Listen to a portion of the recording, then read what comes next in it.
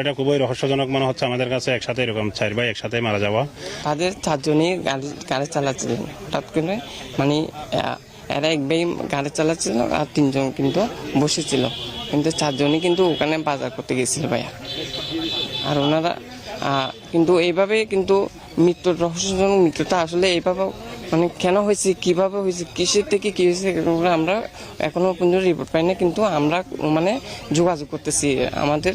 ওনারা আজকে দুপুর 12টার দিকে স্থানীয় ওমান সরকার এবং পুলিশ ওনারা তদন্ত করতেছে বিষয়টা আসলে মানে ওনারা কিন্তু যে একটা লালা আছে লালা থেকে একজনের লালা থেকে বিভিন্ন পরীক্ষা নিরীক্ষার মাধ্যমে জানা গেছিল তাদের ওই গ্যাসের যে এসি গ্যাসের থেকে নাকি ফুসফুসে মানে মানে আক্রান্ত হয়ে ওনারা হঠাৎ মৃত্যুটা বরণ করছে, এটুকু আমরা জানি।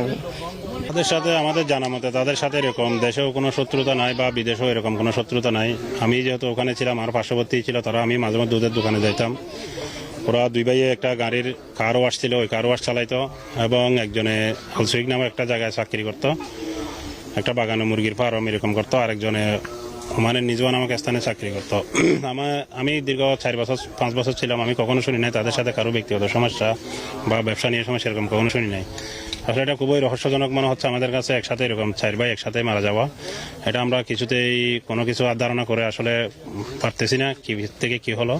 তবে আমরা এটা তদন্তের জন্য অপেক্ষা করতেছি। প্রাথমিকভাবে ওদের যে মৃত্যু অবস্থায় যে লালা জ্বর ছিল, এই লালা রিপোর্ট লালা পরীক্ষা করে যে রিপোর্ট পাওয়া গেছে, ওখানে ডাক্তাররা প্রাথমিকভাবে বলেছে যে এসির গ্যাস বাষ্পীভূত হয়ে বা বিষাক্ত হয়ে ফুসফুস আঘাত করার কারণে ওদের মৃত্যু হয়েছে, এরকমটা আমরা জানতে পেরেছি।